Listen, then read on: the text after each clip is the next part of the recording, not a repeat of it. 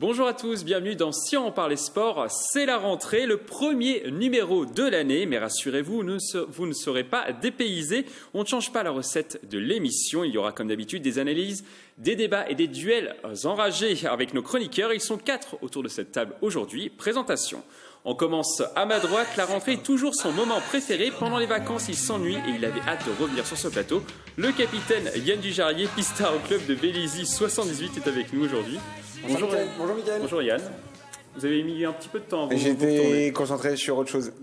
En train de travailler, excusez-moi. En train de travailler tout le temps. Voilà. En tout cas, c'est la rentrée, vous êtes content d'être ici. Super, ça fait plaisir.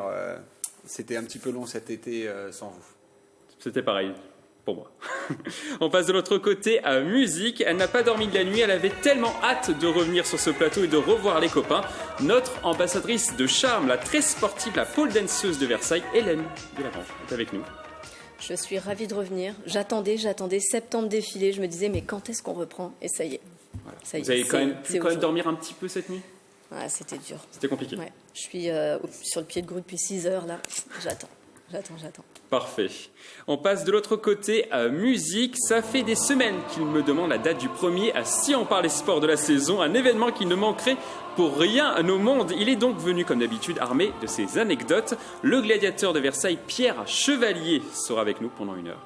Salut Mickaël. Comment allez-vous? Bonjour Pierre. à tous, ça va super bien, le cartable est prêt, les stylos sont taillés pour être prêts bleu métal, c'est nickel, vive la rentrée. On termine de l'autre côté, musique. On ne le présente plus, c'est notre chouchou, et en particulier celui d'Hélène, la légende, le mythe, notre super chroniqueur spécialiste rugby, coach Jean Miss, ex-entraîneur de plaisir, vous fait l'honneur de venir encore une nouvelle fois sur ce plateau. Comment allez-vous, Jean? Très bien, Mickaël, ça va très très bien. Vous avez réussi à vous libérer en pleine Coupe du Monde de rugby? Ah oui, là, c'est plus important ici. Nous sommes devant la télé, mais comme vous aviez le choix de la date, j'ai préféré venir aujourd'hui. C'est tôt le matin, donc ça va. Voilà, c'est tôt, donc ça va. Je le comprends. Alors avant de passer au thème de l'émission, un mot d'une légende, Carl Lewis, le célèbre athlète qui a emporté 9 médailles d'or olympiques et 10 médailles aux championnats du monde, aujourd'hui âgé de 58 ans, était au début du mois de septembre dans les Yvelines. Il a rencontré à Clairefontaine les joueurs de l'équipe de France de football. L'ancien sportif est également allé voir les pistards de l'équipe de France au Vélodrome national de Saint-Quentin-en-Yvelines, comme on peut le voir sur ces images, lors d'un événement organisé par son sponsor. Une réaction autour de cette table? Yann Dujarrier. Très très déçu parce que encore une fois c'est un jour où je travaillais, j'ai eu l'information impossible de me déplacer. Vous travaillez trop. Et sinon je pense qu'une demi-heure après avoir vu l'information le samedi matin, j'étais au Vélodrome pour rencontrer cette légende du sport parce que pour moi, Carl Lewis, ce sont mes premiers souvenirs de Jeux Olympiques avec ce fameux ce concours du saut en longueur. Voilà, c'était magique, c'est quelque chose qui reste imprimé en nous et voilà, j'aurais aimé pouvoir rencontrer cet athlète. Et vous qui êtes connu au Vélodrome de Saint-Quentin-en-Yvelines, vous n'avez pas eu l'information un petit peu avant? Non, pas du tout. De toute façon, même si je l'avais vu avant, j'étais en séminaire, je ne pouvais pas me libérer, c'était impossible. Trop occupé, Yann Dujarrier. Le regret. Hélène. Légende, donc voilà. Mais moi, j'ai pas eu l'information, donc plus personne ne me dit rien, voilà. Jean, qu'est-ce qui vous inspire, Carl Lewis? Carl Lewis, je rejoins Yann. Moi, je me levais les Jeux Olympiques de Los Angeles en 84. Je me levais pour regarder ses performances. C'était hier. Après, il m'a un petit peu déçu parce que c'est quand même le sportif qui prenait le sport propre. Et puis, il a avoué il y a quelque temps qu'il s'était dopé, donc qui fait qu'il était dopé finalement. Ça vous a un peu déçu? Ça m'a déçu parce que moi, c'est vraiment l'athlète. Pour moi, c'était la référence de l'athlétisme. Et puis, c'était un mec qui était efficace, élégant, qui était magnifique. Moi, c'est vraiment le sportif qui m'a fait aimer l'athlétisme. Pierre Chevalier. À l'époque, dans l'ère des réseaux sociaux et de la disponibilité de l'information à toute heure et à toute minute, c'est quand même assez rare malgré tout de voir des légendes en vrai. C'est vrai qu'on aurait peut-être pu ou dû avoir l'info plus tôt pour pouvoir en profiter, mais c'est toujours, je pense, un événement, même s'il n'est pas prévu de longue date, mais c'est toujours un événement de voir un monstre sacré de ce type-là. Il en reste plus des masses de cette époque-là, et de pouvoir les approcher, quel que soit le sujet de la conversation, mais au moins toucher le mythe de près. C'est une chose qui peut, à mon avis, être mémorable. Dommage qu'on ait raté ça. Peut-être qu'il reviendra dans les Yvelines. Allez. On ne sait jamais. Alors nous allons maintenant passer au programme de l'émission. Aujourd'hui, nous allons parler de l'exploit de Thomas Déric. Ce jeune Ilmontain a réussi à traverser à la marche le plus grand désert de sel au monde. Nous ferons également un coup de projecteur sur le rugby et les nouvelles règles du plaquage au niveau amateur. Mais avant de développer ces thèmes, on va parler football.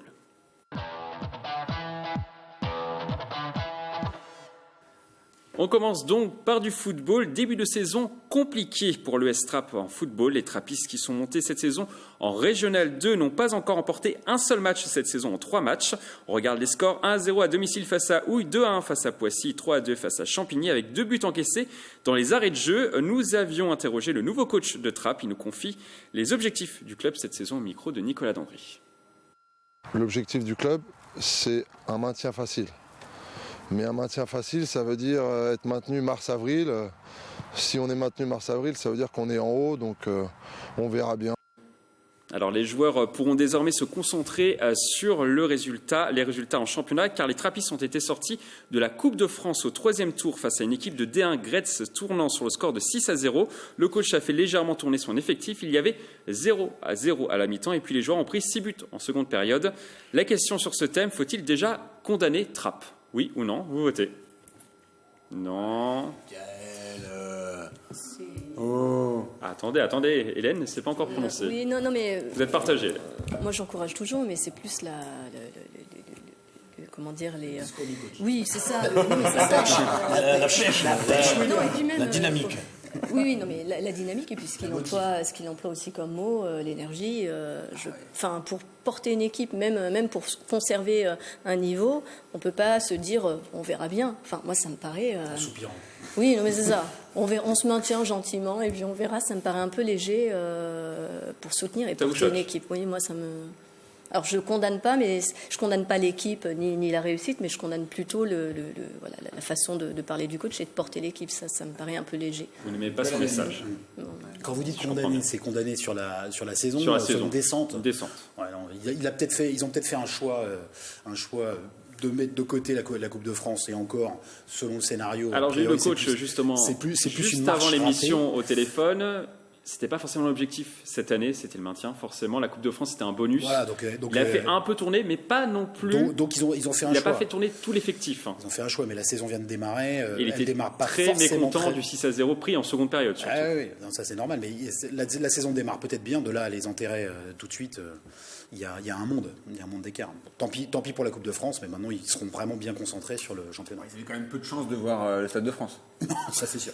Il y a quelques tours à passer. On ne sait jamais. Oui, tout est possible, tout est réalisable. En bus, c'est en bus. Sur la 86 devant, mais c'est tout. Jean, vous a pas entendu. Non, mais c'est sur ce thème, bien sûr. Oui, bien sûr, non. Mais c'est bien, Michael. J'avais bien compris. Non, c'est le début de saison, donc en plus ils n'ont pas pris de grosses défaites. C'est d'un but à chaque fois. Bon, après, c'est vrai que le discours de l'entraîneur, mais c'est qu'un discours. Et je rappelle que l'entraîneur Ludovic Gauthier est arrivé cette saison au club. Oui. Il a remplacé Donc, Hicham Zerdi qui était arrivé l'an dernier, qui a quitté le club au bout d'un an pour raisons personnelles. Il a laissé le club avec une montée. Voilà, donc mais un très bon résultat, un résultat espéré depuis de nombreuses années par Trappes. C'est pour ça. Et là, Ludovic Gauthier arrive de Versailles pour reprendre l'équipe avec un nouvel effectif. Voilà, non mais c'est pour ça. Il faut lui laisser quand même le temps de mettre en place son jeu et ses idées à ce garçon. Et encore une fois, comme on a dit, on ne va pas le redire, la Coupe de France s'est mise de côté. Mais là, sur le début du championnat, il a pris juste des défaites d'un but, quoi, sur les 3 premiers matchs. Donc l'intérêt, non. On sait pertinemment qu'un sport collectif, quel qu'il soit, il faut un temps pour que le jeu soit mis en place et que l'entraîneur puisse y mettre sa petite patte personnelle. Donc laissons-lui le temps. On ne doit surtout pas les enterrer. Pour moi, ils s'en sortiront. Le niveau est également plus relevé cette année, forcément en R2 qu'en R3. Ça joue forcément sur le début de saison compliqué de l'équipe. Oui, Mickaël. Bien sûr que là, il y a beaucoup de changements pour l'arrivée d'un nouveau coach. C'est vrai que c'est quand même dommage d'avoir perdu le coach de la montée qui aurait certainement pu continuer sur le même discours et avec la même dynamique, voilà. Là, c'est peut-être un petit coup au moral pour les joueurs. Il faut encaisser tout ça et puis voilà, prendre les matchs les uns après les autres, commencer à prendre des points Et puis voilà, comme dit Jean, ça joue à un but à chaque fois, 2 buts dans le dernier dans les arrêts de jeu. Ils menaient 2-1 lors du dernier match et ils sont rattrapés, ils perdent 3-2 en 4 minutes. Et donc ça veut bien dire que à rien, tous ces matchs pouvaient tourner en faveur d'un match nul et donc ça ne faisait plus c'était plus le même résultat.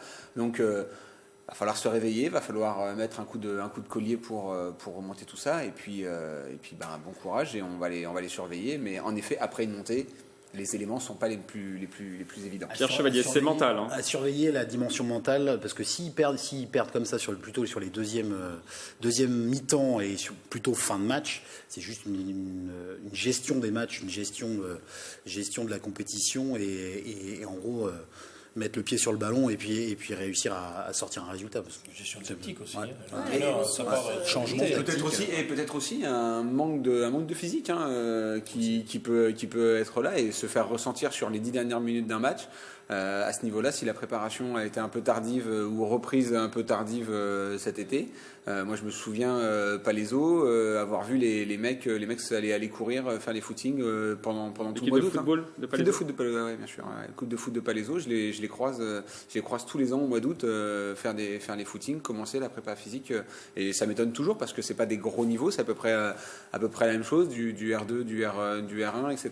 Et je me dis les mecs sont quand même impliqués dans leur sport et je trouve ça bien. Voilà. Dernière question, à quel moment il faudra s'inquiéter, Jean? À la fin. au milieu. Non, il est certain que si. Non, mais il est certain que si la spirale des défaites continue, là, il faudra commencer à s'inquiéter parce qu'on le sait pertinemment. Une fois qu'on est pris dans cette mauvaise spirale, il est très difficile de relever la tête et de pouvoir avoir un discours positif. Et pour renverser la vapeur, c'est de plus en plus compliqué. Ça, on le sait. Là, il fait 3 défaites sur 3 matchs. Il faut très vite qu'il redresse la barre. 4 défaites. Oui, avec la Coupe de France. Mais parce que je pense qu'il se concentre sur le championnat. Donc moi, je mets la Coupe de France de côté. Mais bon, c'est vrai qu'elle y est quand même mentalement et moralement. Mais là, il faut vraiment, sur le prochain match, je ne sais pas ce qu'il joue, mais j'espère qu'il ne joue pas une grosse équipe. Justement, voilà. Donc pour l'instant, Trappes est bon dernier de sa poule et les joueurs de Ludovic Gauthier affronteront le dimanche 6 octobre le Cosmo Taverny. Et vu qu'ils sont derniers juste au-dessus. Juste au-dessus. Voilà. C'est ce match qui doit être déclencheur. C'est ce match qui doit être déclencheur. Il faut impérativement qu'il le gagne. Parce que là, s'ils perdent encore ce match contre une équipe qui rivalise pour ne pas descendre, là, par contre, là, le doute va s'installer et ce sera difficile de renverser la vapeur. On leur souhaite évidemment une victoire pour lancer leur saison. On va maintenant parler rugby. C'est la petite nouveauté cette année. Les équipes seniors du Sky Rugby de Montigny-le-Bretonneux ont fusionné pour donner naissance à l'Union Rugby Centre 78 et pour leur premier match dans le championnat honneur, ils l'ont emporté à domicile contre le Red Star sur le score de 32-13. Des débuts qui ont évidemment ravi le nouvel entraîneur de l'équipe senior. On l'écoute au micro de Nicolas Dandry. Grosse bouffée de plaisir puisqu'on partait un petit peu dans l'inconnu, on ne savait pas où on en était. On a bien travaillé depuis un mois et demi et puis on voit que l'état d'esprit est là. C'était l'un des fondements sur lesquels on veut s'appuyer, l'état d'esprit.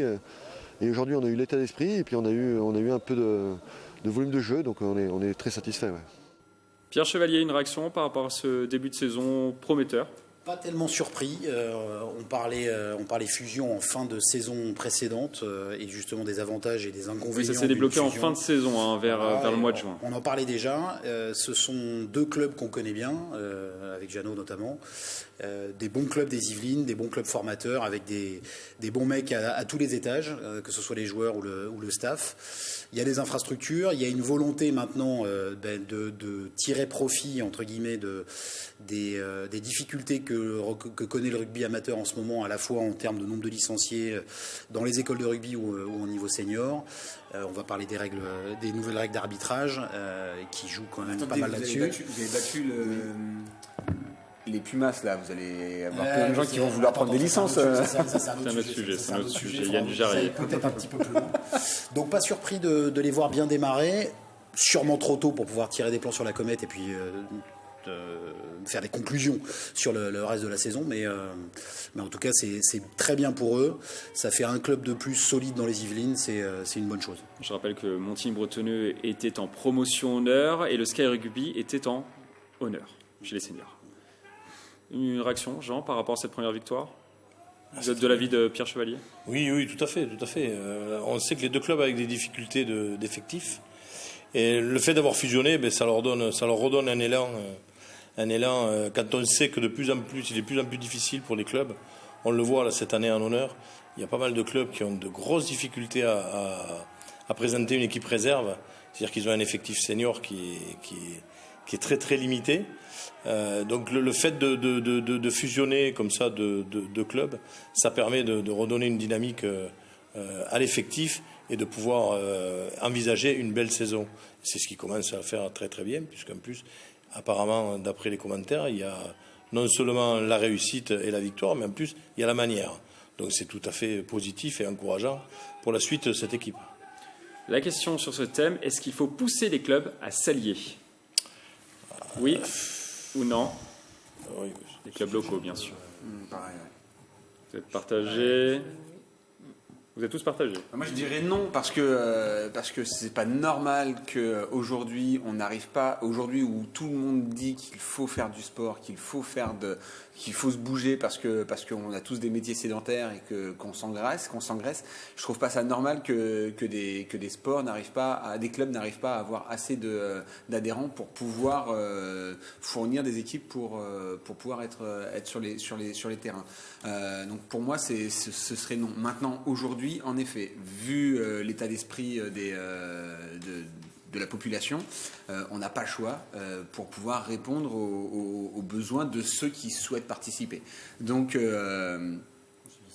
voilà, cause conséquence.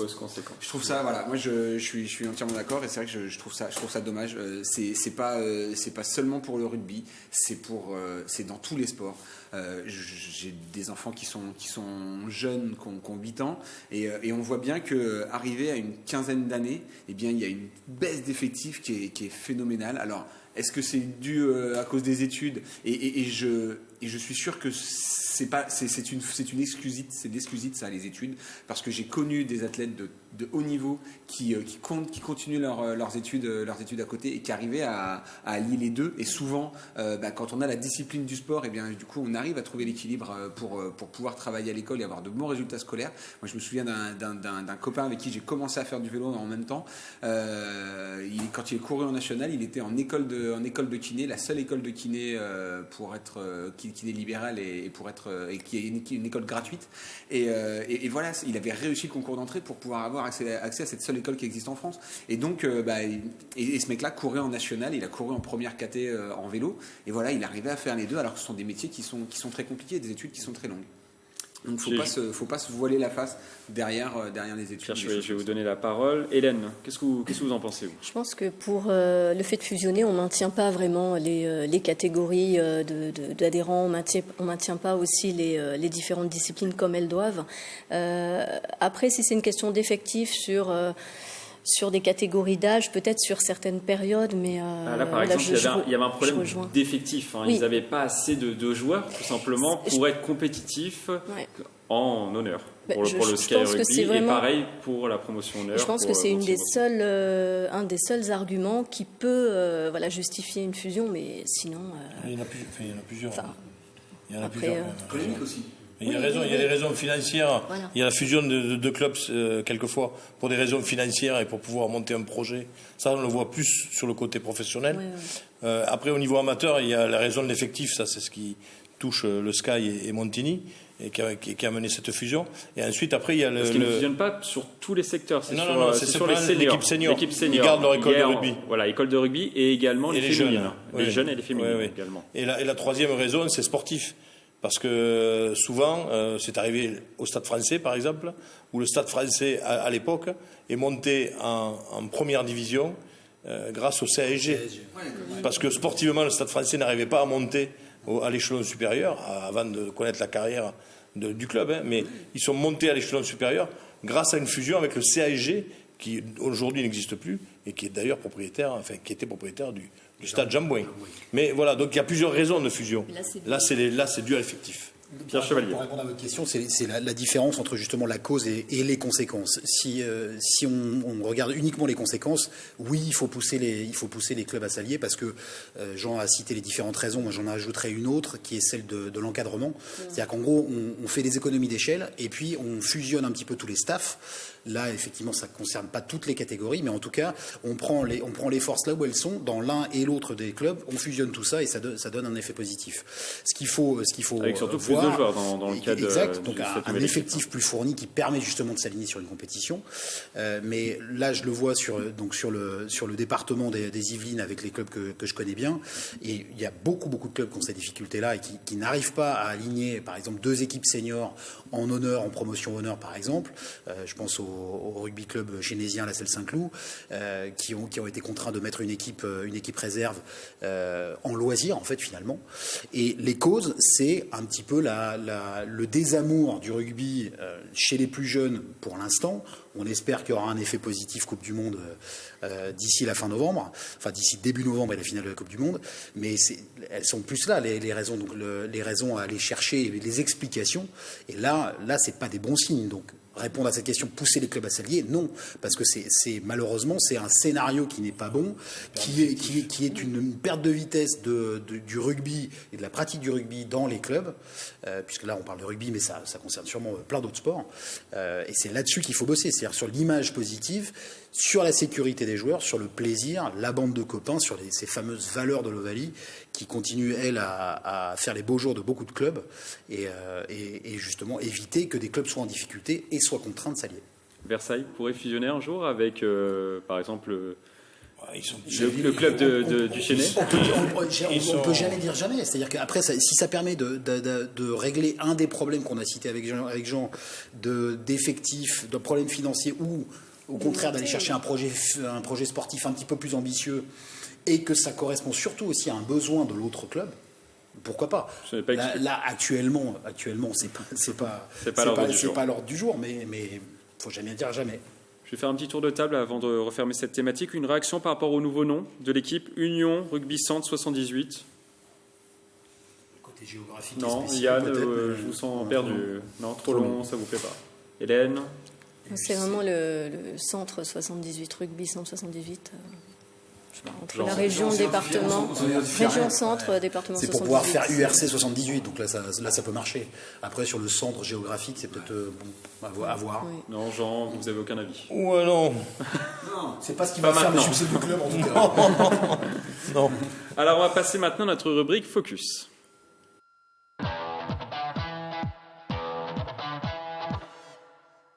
On continue par du rugby et une petite révolution dans le milieu amateur. Désormais, il faudra faire attention au plaquage. À partir de cette saison, la Fédération française a décidé de changer les règles. Désormais, la ligne de plaquage située en dessous des épaules est abaissée.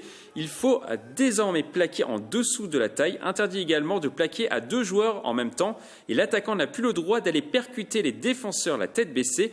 Objectif, lutter contre les commotions cérébrales et les chocs à la tête. Autre objectif, empêcher les défenseurs de bloquer les bras de l'attaquant. La question, on voit justement des séquences de jeu avec l'arbitre qui sanctionne. Voilà, on voit le ralenti, plaquage trop haut. C'est la sanction. La question sur ce thème, est-ce que c'est une bonne initiative? Oui ou non? Oui. Non, vous votez pas, Yann, aujourd'hui? Alors là, je laisse la place aux spécialistes parce que, excusez-moi, mais le plaquage, je ne maîtrise pas du tout. Vous ne maîtrisez pas les plaquages.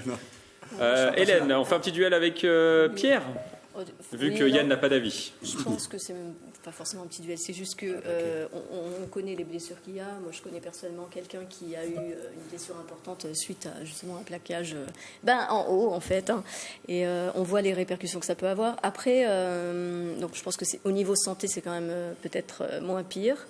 Maintenant, pour que tout le monde joue comme ça avec cette nouvelle règle-là, je ne sais pas comment. Enfin, ça risque de prendre un sacré bout de temps parce que les techniques, les tactiques et tout ça sont finalement tellement ancrés dans le rugby que modifier ça, je pense qu'il va y avoir de la faute, à mon avis. Pierre Chevalier. Je dis non volontairement polémique parce que c'est en fait surtout pour une raison de mise en œuvre. Ça n'a pas été organisé, ça a été une réaction, en fait ça a été une réaction et plus que de l'anticipation. On sait depuis longtemps qu'il y a des problèmes physiques et maintenant de commotion, et même on a parlé d'incidents et d'accidents tragiques et mortels l'année dernière. Il y a eu des morts ces derniers mois. En début d'année, un jour de 23 ans est décédé à l'hôpital de Dijon. Il avait subi un choc 45 jours plus tôt. Voilà. Et il y a ça, il y a un jeune espoir du Stade français aussi qui est décédé sur le terrain. Voilà. Ça c'est dramatique.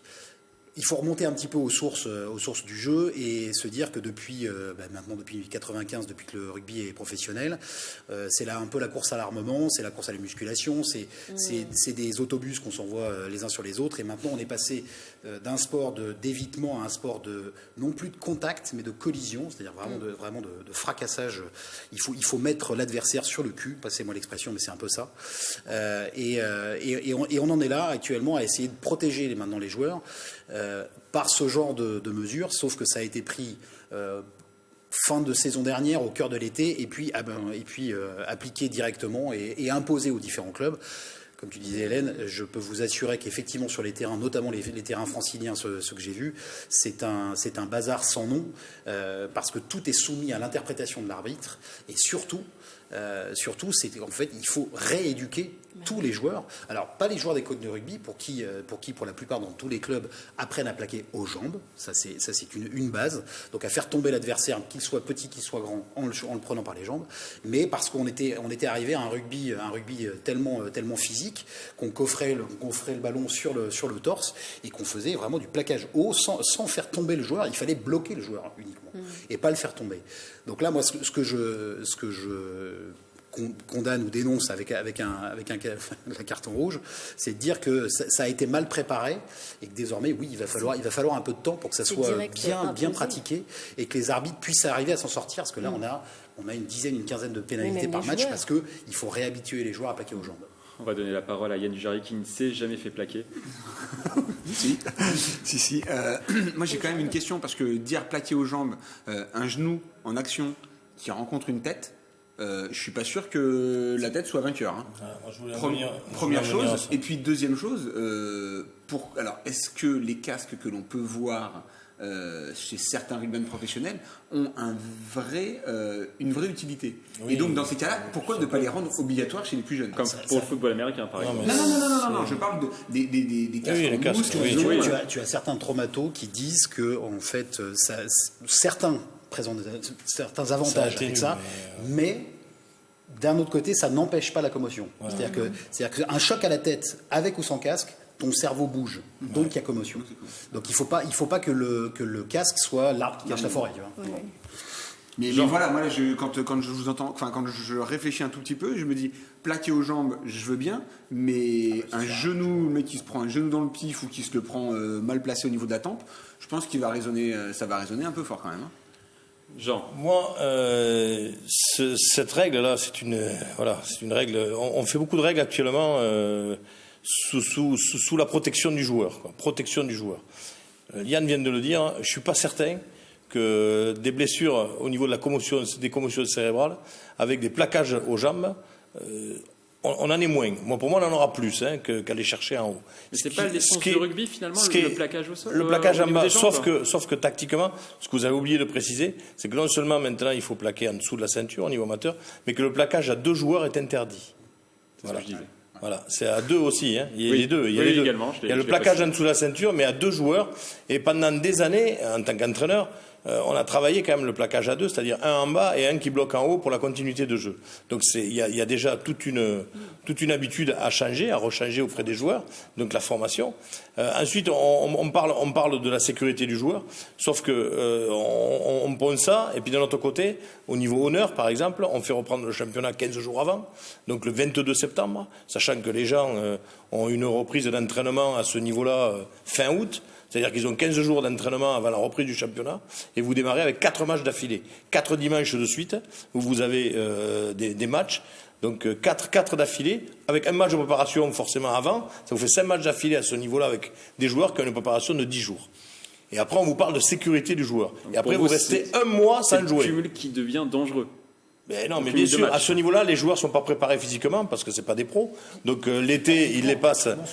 Tactiquement, la formation, elle n'y est pas du tout. Donc là, on a des débuts de match qui sont catastrophiques. Et puis, à l'interprétation de l'arbitre, énorme, parce que ce fameux plaquage à 2, là, par contre, la sécurité pour moi est liée. Lorsque 2 joueurs prennent un joueur en bas, je ne dis pas que le plaquage en haut, ok, mais 2 joueurs qui plaquent un joueur en bas, là, il y a de la sécurité. Là, il y a de la sécurité du joueur. Et ça, on l'interdit aussi. Sauf que on a un cas pratique sur la première journée du RC Versailles à l'extérieur, où tu avais 2 joueurs qui se sont taponnés. Les 2 défenseurs qui se tapent la tête. Ouais, mais bon, mais ça, non, mais le souci, des exemples. Non, mais le risque zéro n'existe pas. De toute façon, le risque zéro n'existe pas. Et quelques règles qu'on mette en place, il y aura toujours des accidents, forcément. Alors, plus ou moins, on n'en sait rien. Mais là, la mise en place est trop rapide. Et puis, donc, l'adaptation va être un petit peu longue de la part des arbitres et des joueurs. Et après, franchement, niveau commotion, je ne suis pas convaincu. Mais bon. Je pense qu'en plus, c'est pas la même préparation physique, finalement. Je sais pas. Ah non, c'est pas la préparation physique, c'est sûr. Non, mais c'est pas je pense que c'est même pas la même, en fait. Parce que finalement, ça se jouera pas vraiment pareil. En match. Arrêtez de vous taper dessus et de jouer à la passe à 10, les mecs. Non, là ça va. Il n'y a pas des. Non. Là ça va. Il y a d'interprétation aussi sur le raffut et sur mais on repart quand même sur du rugby d'antan avec du plaquage aux jambes, à 1 contre 1 et plaquage aux jambes. On revient à l'essence du rugby. On revient à l'essence du rugby d'un côté, sauf que depuis des années, on a travaillé sur le physique du joueur pour qu'il soit de plus en plus performant. Donc, qui dit un joueur de rugby plus performant dit moins d'espace sur le terrain. Donc, qui a moins d'espace, ça fait plus de contact et plus de combat. Forcément. L'intention est louable. Très rapidement, Pierre, on va devoir changer de sujet, malheureusement. Mais la mise en œuvre ne suit pas. Est-ce que ça fluidifie le jeu? Vous n'avez pas la cause. Ah non, alors là, pas du tout. Ça le hache complètement. C'est une horreur. Là, les temps de jeu actuels. C'était la question qui ne fallait pas poser. Arrêtez de vouloir nous couper, Michael. Laissez-nous parler. Hélène, dernier mot. Est-ce qu'en Coupe du Monde, c'est appliqué d'ailleurs? Non. C'est amateur. Oui, d'accord. Les pros se mettent des tamponnages. C'est une catastrophe. Pas tous en même temps. J'ai bien aimé la photo des Sud-Africains. Les mecs, on va pas commencer à lancer un nouveau sujet. On va passer à notre prochain sujet de la marche à pied à présent. Thomas Déric a réalisé son rêve cet été. Ce jeune Ignemontain de 20 ans a traversé en totale autonomie pendant 6 jours le Salar de Uyuni, le plus grand désert de sel au monde. Il a filmé son aventure à l'aide d'une caméra. Regardez et on commente juste après.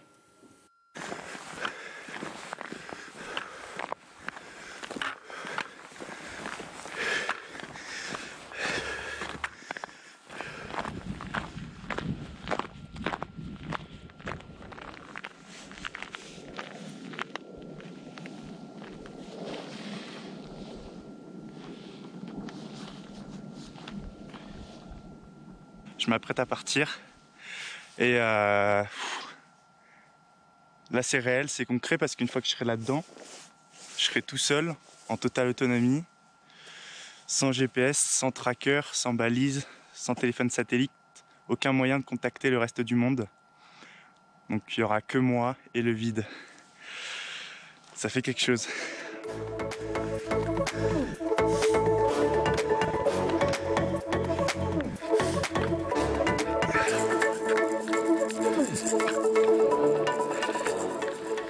Là, j'ai ça pour cet après-midi, jusqu'à ce que je pose mon camp ce soir. Et après, j'ai une deuxième gourde pour cuisiner ce soir et pour la soirée. Là, c'est horrible parce que j'ai vraiment très très chaud. Il n'y a aucun espace d'ombre. J'ai soif. Et je peux pas boire plus que mes réserves. Je peux pas tout boire là d'un coup. Je suis obligé de me restreindre. Mais là, j'ai soif.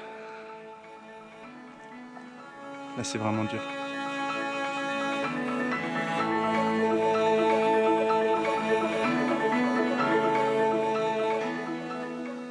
À part la fatigue et l'énervement un peu de la journée, parce que ça a été dur, je suis quand même super content d'être là.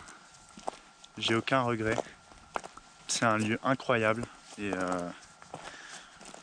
ça fait partie des choses que je vais pas vivre tous les jours dans ma vie, donc faut que je profite de cet instant ici.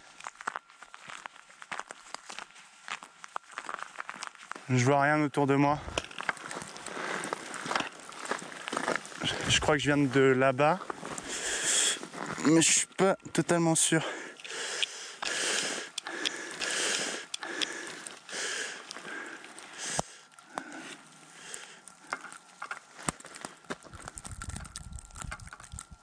Je dois garder ce cap.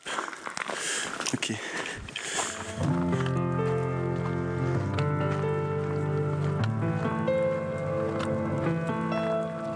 Je suis obligé de vérifier mon cap tous les 100 mètres. Et tous les 100 mètres, je me rends compte qu'en fait j'étais en train de dévier et que je dois changer de direction. Du coup, je dois marcher avec la boussole dans la main. C'est assez compliqué.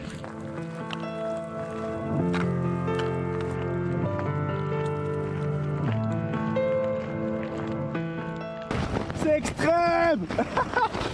Je sais pas comment j'ai fait pour faire une putain de cuisson là-dedans, mais j'ai réussi sans brûler ma tente. Par contre, c'est extrême. Ce soir, ça va être vraiment une nuit extrême. Ma tente, elle est accrochée à ma putain de poche à eau et à mon sac de l'autre côté. Et voilà.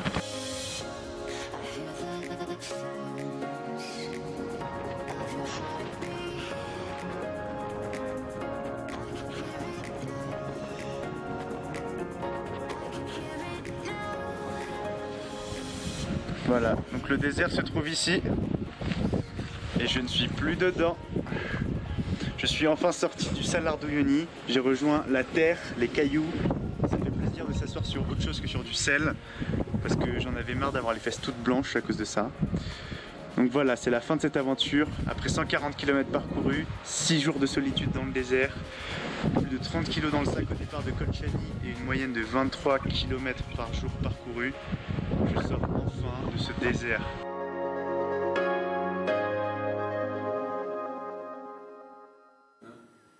Hélène, une réaction? Et moi, je suis quand même fière pour lui. Oui, mais je me dis, il part à l'aventure, il se prépare comme il peut.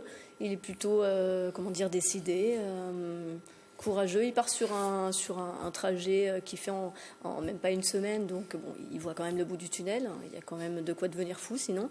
Mais non, je suis quand même, impressionnée contente pour lui qu'il ait réussi son petit périple, parce que. Je pense qu'il y avait... Je vais pleurer. Je rigole. Je vais tousser. Non, mais je pense qu'il y a vraiment moyen de devenir fou avec un paysage qui ne change jamais dans l'adversité, entre le 15 degrés, le moins 5, la chaleur, le froid, le vent, personne. Il a dû parler beaucoup tout seul. Il y a sa caméra. Yann Jarry. Oui, juste un truc, je trouve dommage qu'il n'ait pas voulu quand même prendre une puce GPS juste pour pouvoir retracer le parcours qu'il a établi ensuite. Parce que, en effet, sur la carte, on voit une ligne droite. Donc aujourd'hui, on peut juste dire une chose, c'est qu'il a réussi à garder le cap. Mais comme il le dit, tous les 100 mètres, il a dû rectifier à certains moments. Ouais, surtout quand il était dans la tempête. Voilà. Et donc, ça aurait pu être intéressant, justement, quand même, de pouvoir voir ensuite comment il avait réussi à traverser ce désert. Sinon, après, 6 jours de promenade, sympa, quoi. Jean, vous avez été captivé, vous, par le reportage.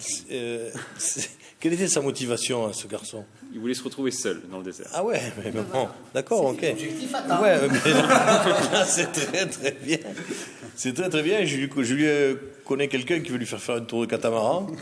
C'est pourrait bien s'entendre avec.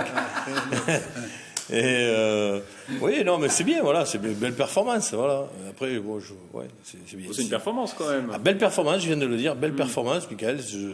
Je vous sens taquin, c'est pour ça. Mais non, mais je félicite. Après, pourquoi pas, quoi. Hein. Pierre. Il reste peu de terrain de jeu en fait vierge de ce côté-là et peu d'aventures originales ou nouvelles, parce qu'il y a un certain nombre de choses qui ont été tentées depuis de longue date par l'homme et la femme. Et je pense à les grandes courses au large par exemple, et vraiment les aventures d'aventuriers pour pléonasmer, avec là un vrai défi. Je pense que c'est un défi pour lui seul. je pense pas qu'on soit très nombreux à en parler, malheureusement, et malheureusement pour lui, mais c'est a priori un défi pour lui-même de se fixer d'être seul, de vouloir être seul. Bon, il aurait pu aller peut-être en forêt de Rambouillet, peut-être qu'il aurait peut-être été plus seul. Ouais, il y a peut-être plus d'animaux, mais en tout cas, c'est une belle aventure. Il va au bout. Il a dû se préparer quand même un minimum pour y arriver. Il y a suffisamment peu de défis de ce type-là tentés et réussis pour ne pas se réjouir pour lui, quelles que soient les raisons de sa motivation. Puis, il le fait vraiment sans aucun contact avec personne. Il a seulement 20 ans. Donc, il part dans un pays étranger. Donc, il cumule des petits challenges comme ça. Moi, je serais intéressée de savoir s'il va vouloir préparer d'autres il a déjà commencé destinations à plus créer, longues et puis se préparer mieux. Des trajets, des nouvelles aventures. Il se crée de nouvelles aventures. J'aimerais bien suivre ça. Tu voulais savoir s'il avait ramené du sel? Je pense qu'il en a dans le slip, là, vu les tempêtes de sel. En tout cas, encore bravo à Thomas Déric. On va maintenant parler de cyclisme. 2 nouvelles ont provoqué un petit séisme sur la piste. 2 têtes d'affiche, Laurie Berton et Sandy Claire, ont décidé d'arrêter un an avant les Jeux Olympiques de Tokyo. Laurie Berton, médaille d'argent de l'Omnium aux Mondiaux de Londres en 2016, a déclaré ne plus éprouver de plaisir sur un vélo. De son côté, Sandy Claire évoque un problème avec la fédération qui a décidé d'arrêter la vitesse par équipe dames. La fédération ne lui accorderait plus sa confiance pour une médaille. Je rappelle que les 2 athlètes s'entraînaient au Vélodrome national de Saint-Quentin en Yvelines. La question sur ce thème, ces décisions sont-elles compréhensibles? Oui ou non? Mais ça dépend laquelle. On va commencer déjà par Laurie Berton, qui s'arrête après... parce qu'elle n'est plus motivée. Ouais. Elle a le droit. Oui, on comprend. C'est son choix. Vous n'écoutez plus, Jean? Si, mais c'est difficile. C'est un choix personnel, quoi. C'est un choix personnel. Oui, elle a peut-être des projets de vie aussi qu'elle veut réaliser. Oui, après, chacun fait. Elle est quand même assez jeune, hein, elle a 28 ans. 28 ans. Ouais, mais elle bon, a peut-être des choix de vie différents. Il y a des choix de vie si elle veut les faire. Le sport de haut niveau. J'ai discuté avec Laurie, je lui ai posé la question. C'est elle qui prend plus de plaisir au vélo, c'est ça? Ouais. Voilà, elle ne prend plus de plaisir à faire du vélo. Aussi pourquoi, c'est parce qu'elle a remis la selle. Non. Alors, je vais laisser Yann Dujarier, vous enchaînez. Alors, Laurie était vice-championne du monde d'Omnium, l'Omnium ancienne formule. C'est-à-dire qu'il y avait plus d'épreuves, c'était une compétition qui se faisait sur 2 jours, un peu comme l'heptathlon en athlétisme. Et là, sur la nouvelle formule, ça ne se passe plus que sur une seule journée, et ils ont enlevé les 2 épreuves de sprint qui étaient les plus favorables à Laurie, puisque Laurie est une ancienne sprinteuse. Et c'est vrai qu'elle a essayé de rebondir en se mettant à la poursuite par équipe, elle a essayé aussi avec l'américaine, mais elle m'a dit c'est vrai que je ne prenais plus de plaisir et les nouveaux challenges ne m'ont pas fait vibrer plus que ça. Et puis en effet, 27-28 ans, Laurie se dit que c'est maintenant, si elle veut pouvoir faire une reconversion, parce que donc elle a un nouveau challenge avec la FDJ, dans la communication, pour pouvoir justement prendre du temps de se former et de pouvoir ensuite avoir un nouveau métier, un métier ensuite. C'est vrai que les pistards, c'est les parents pauvres du cyclisme, hein, faut pas le cacher. Et donc ils ont tous tous pensent rapidement à leur reconversion ensuite. Donc voilà, là Laurie a eu une opportunité. Je pense qu'elle fait bien de le faire, et surtout quand on est un sportif de haut niveau, quelle que soit la discipline, à partir du moment où on prend plus de plaisir, c'est difficile d'aller à l'entraînement, tout simplement. Donc, il faut arrêter. Bien sûr, il faut arrêter. Et donc, je pense qu'en effet, il était temps. Et c'est vrai que les résultats que Laurie pouvait avoir par rapport à ceux qu'elle avait pu avoir. Un an avant Tokyo, elle n'aurait pas pu faire Tokyo quand même. Oui, mais elle avait pas envie. Faire Tokyo, pourquoi faire Tokyo pour y aller pour le voyage, c'est pas ça qui la motive. Et puis c'est peut-être bien. Laurie ira à Tokyo parce que Quentin sera à Tokyo avec la vitesse par équipe, donc elle ira à Tokyo, elle fera le voyage. Donc Quentin Lafargue qui est son compagnon. Mais c'est vrai que ça sera pas le même voyage, je pense. Non, mais elle va vibrer, elle vibre aujourd'hui par les résultats de Quentin. Quentin est champion du monde du kilomètre, et je pense qu'aujourd'hui elle vit son rêve olympique et son rêve de médaille olympique au travers de Quentin, et donc tout va bien. Mais voilà, je pense qu'en effet pour Laurie c'était le bon moment. Mais j'avais peur, quand j'ai vu l'annonce de Laurie sur les réseaux sociaux, que ce soit quelque chose de ne pas décidé. Et en discutant avec elle, j'ai vraiment compris que voilà, c'était elle qui avait pris la décision, et c'était vraiment réfléchi. Voilà. On va revenir à Sandy Claire. Est-ce que vous comprenez sa décision? C'est pas sa décision, on l'a forcé. Donc là, alors on peut continuer. Mais bien sûr. Je suis d'accord avec Yann. Moi aussi, on l'a forcé. Sandy, c'est la mort dans l'âme. C'est déjà depuis Rio, elle a été mise à l'écart. Elle était un peu plus vieille déjà aussi. Elle avait 31 ans, donc elle était plus en fin de carrière. Il reste un an. Je vais encore donner le même exemple. Chris Hoy qui a été champion olympique à 34 ans. Voilà, champion olympique du Keirin. À 31 ans, au sprint, on n'est pas mort, je suis désolé. Mais depuis Rio, on a mis des bâtons dans les roues à Sandy. C'est-à-dire qu'il y avait eu les mauvais résultats de l'équipe des garçons. Eh bien, on a mis de côté Sandy, alors qu'elle n'avait pas fait de vague pendant les Jeux de Rio. Elle a été mise à l'écart. Elle s'est entraînée avec son frère toute seule à Hyères pour pouvoir revenir, je ne sais plus sur quel championnat de France, où elle est devenue championne de France en battant Mathilde Gros. Et donc du coup, elle est revenue en équipe de France. Elle a mis 1 an et demi ou 2 ans pour pouvoir reprendre sa place dans l'équipe de France. Elle continue de s'entraîner avec son frère. Attention, elle n'était pas à 100%, elle n'était pas tout le temps à 50 ans en Yvelines. Et aujourd'hui, à 1 an des Jeux, on lui dit au revoir. Ouais. Au revoir. Et pour des raisons, alors que voilà, quand on en discute entre nous, on n'a vraiment pas l'impression que l'équipe de France ait donné... Non, attendez, je finis. On n'a pas l'impression que l'équipe de France ait donné tous les moyens à ce duo de performer. Voilà. On va donner la parole un peu aux autres, Yann Dujardin. Je sais que vous êtes passionné par le sujet. Hélène. C'est surtout qu'on supprime des disciplines qui, elles... Là, pour le coup, il pensait clairement qu'il n'aurait pas de médaille avec cette discipline. Et alors oui, mais elle aurait pu quand même y aller. Aux Jeux Olympiques reviennent avec des médailles. Je me pose la question à la Fédé, est-ce que 100% de nos athlètes, toutes disciplines confondues, reviennent avec des médailles des JO ? Eh bien non, on envoie plus de 400 athlètes tous les ans et on ne revient pas avec 400 médailles. Yann Dujardin, je sais que vous parlez beaucoup, vous êtes passionné par le sujet. Jean. Ah oui. Tant mieux. Oui, non, mais c'est bien parce que j'écoute ce que dit Yann et c'est vrai que au moins lui il s'y connaît.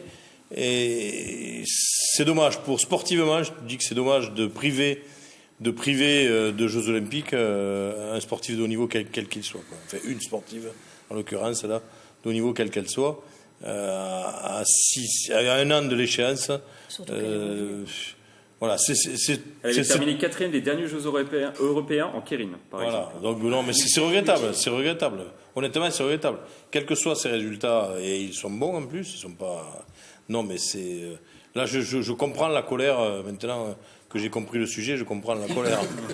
Et en plus, Sandy, c'est une athlète qui est adorable, voilà, une gamine qui est un peu qui est une gamine timide qui est un peu réservée mais par contre qui est investie à 200% dans son sport. C'est pas de quoi ? Pas plus de 100%. Ça n'existe pas. On l'a compris, Yann Dujardin va aller voir la Fédération française de cyclisme qui est au Vélodrome national de Saint-Quentin en Yvelines. Ils ont décidé et ils sont bornés. Voilà. Je rappelle que la piste féminine française attend toujours sa première médaille olympique depuis lors de Félicia Ballanger à Sydney en 2000. On passe maintenant à notre page débat.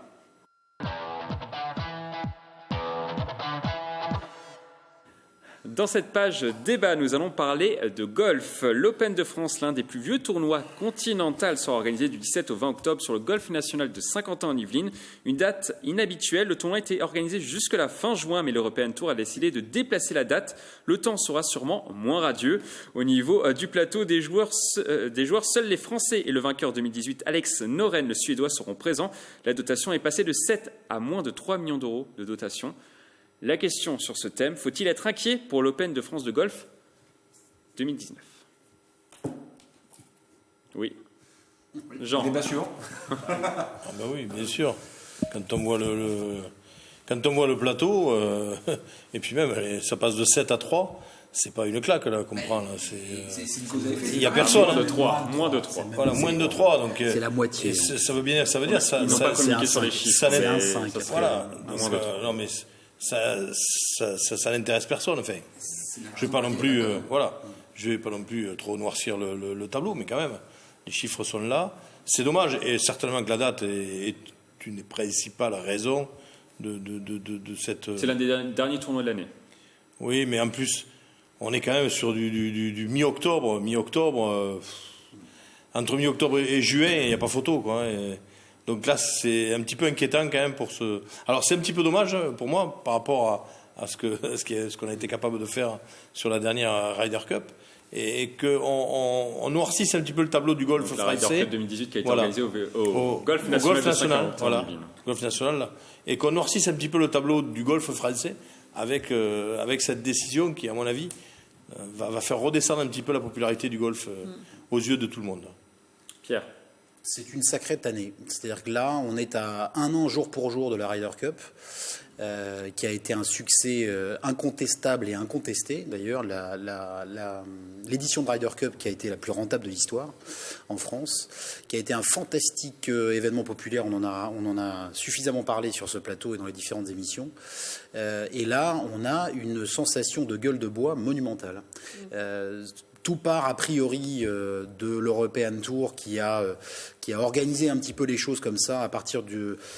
2 ans en amont de la Ryder Cup avec l'arrivée d'un sponsor HNA qui fait monter l'Open de France. HNA qui a rompu son contrat, il faut le dire, avec l'Open de France qui aurait dû être là cette année. Exactement, qui était là pour 3 ans et qui finalement est parti au bout de 2 ans. En fait, c'était simplement, on va dire, l'impact de la Ryder Cup et l'attrait de la Ryder Cup et est reparti 1 an trop tôt. Ils ont eu des soucis financiers également. Oui, il y avait de gros soucis financiers au niveau mondial de cet avionneur chinois.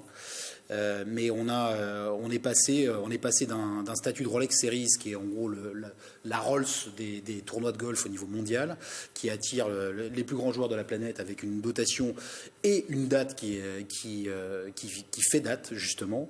Derrière, c'est l'Open d'Espagne à Valderrama qui a pris la place de l'Open de France sur fin juin début juillet. L'Open de France relégué en octobre maintenant, avec une dotation qui est plus proche des 1,5 million que des 3 d'ailleurs. Et donc un plateau qui est absolument désertique. On espère qu'on aura beaucoup de Français et que pour le coup, sur leur terrain et avec un terrain qui est désormais mondialement connu, ils puissent émerger et briller. On a Noren qui sera là, on a Olsen qui devait être là mais qui tombe sur des problèmes privés, sur des questions privées et qui finalement ne pourra pas tenir son rang. Donc il était accusé notamment de harcèlement dans un avion. Et il a été suspendu par le Tour européen, on voit les images justement. On devait avoir 2... Ça devait être la tête d'affiche avec Alex Noren sur 2 cette joueurs de Open Ryder, de France. on n'en a plus qu'un. On le voit avec ses petites boules. Donc c'est vraiment malheureux. Oui, on peut être inquiet parce que effectivement la date, que ce soit pour le spectacle, pour le jeu, pour les spectateurs et pour tout ce qu'on peut faire avec les partenaires en loge et autres, ça va diviser en l'occurrence par 3 ou 4 comme la dotation. L'affluence qu'il peut y avoir au golf national alors que c'est un fantastique stadium pour le golf. Souhaitons malgré tout que l'on puisse reprendre vite le développement des licenciés en France. La Fédé œuvre pour ça, mais ça, après, il y avait une demande de la Fédération française de déplacer la date peut-être de l'Open de France également. Oui, mais au mois de septembre, pas sur début octobre. septembre. Pas sur octobre. Malgré tout, on peut avoir de la chance. On peut avoir de la chance. Il peut ne pas pleuvoir, mais ça sera de toute façon moins agréable que fin juin début juillet, même s'il a fait très très chaud les dernières années. Mais bon, c'est dommage. Alors qu'en octobre, elle joue en Espagne, c'est pas du tout. C'est pas délirant. C'est pas délirant. Surtout à Valderrama qui a aussi un superbe parcours, très bien drainé. Donc au cas où il pleuve, il n'y a pas de problème. Le public, vous pensez qu'il va répondre présent? Non. Attendez, quand vous êtes joueur, la preuve en est. La fédération pense que ça sera un public de passionnés. Passionnés, ouais, bien sûr, mais mais les passionnés, c'est pareil. Je vois bien avec le vélo. Attention, on est en région parisienne. Les passionnés, il leur faut du plateau. Je le vois bien nous avec les épreuves qui se déroulent à 50 ans en Yvelines. Quand les plateaux sont légers, il y a moins de monde. On a eu un championnat de France là cet été où le vélodrome était à plein, mais bien rempli. Là, en golf, tu as un tiers des licenciés français qui sont en Ile-de-France, donc on peut espérer qu'il y ait un petit peu plus de monde, mais sur la période et l'engouement qu'il y a autour de l'événement, ça sera peut-être un petit peu léger. La Fédération française voulait déplacer notamment la date parce que c'était des départs en vacances. Fin juin, début juillet, il y avait beaucoup de départs en vacances. Peut-être qu'il y aura moins de départs en vacances au mois d'octobre. Il n'y a jamais de date idéale, sauf qu'on n'est pas si loin de la Toussaint que ça, mais en gros... ils ont pas eu, malheureusement, ils n'ont pas eu trop voix au chapitre au moins sur cette édition 2019, sur la date de l'édition 2019. Hélène, c'est les Anglais. Votre avis? Au mois de juin, de toute façon, on leur aurait dit, on est en pleine canicule. Il faut pas laisse Hélène parler. C'est ça. Il n'y a pas forcément de meilleure date. Après, je pense qu'il faut prendre aussi les dates où le temps s'y prête et voilà, le choix dans la date exact, où les licenciés sont là, mais... Ça vous donne envie d'y aller, vous? Non. Non, pas spécialement. Non. Mais même, moi, je suis même pas... je suis pas une licenciée, je suis pas une passionnée. Et si je me déplace à un événement que je connais pas ou peu, je vais me déplacer parce que je veux... Non, oui, mais dans l'idée, c'est parce qu'il y a quelque chose à voir, il y a du monde, il y a des grands joueurs, voilà, pas seulement un plateau comme là, on a là. Jean, vous voulez un dernier mot? Non, parce que finalement, il y a aussi, Pierre le disait, la Fédération française de golf n'a pas eu trop le choix sur cette édition quant à la date. Je pense aussi, est-ce qu'il n'y aurait pas, alors là c'est personnel, hein, est-ce qu'il n'y aurait pas quand même, parce que c'est un coup des Anglais ça encore, hein, donc est-ce qu'il n'y aurait pas quand même une certaine jalousie par rapport à cet événement qui a quand même rayonné sur le monde entier? Je parle de la Ryder Cup que nous avons brillamment réussi en France. Est-ce qu'il n'y aurait pas un côté jaloux? C'est tout à fait british, ça, hein, la jalousie. Le fair play, le fameux fair play britannique. Donc, je pense qu'ils ne sont pas étrangers à ce phénomène. L'ambassade d'Angleterre contacte la régie actuellement. Vous pouvez les appeler, vous leur dites que je ne suis pas content. Alors, pour information, la billetterie est ouverte au grand public pour cette Open de France 2019. C'est la fin de cette émission. On va terminer comme d'habitude par une citation. Aujourd'hui, focus sur une citation du champion Carl Lewis. Si tu n'as pas confiance, tu trouveras toujours une manière de perdre. Je vous laisse méditer sur cette phrase. À bientôt sur TV 78.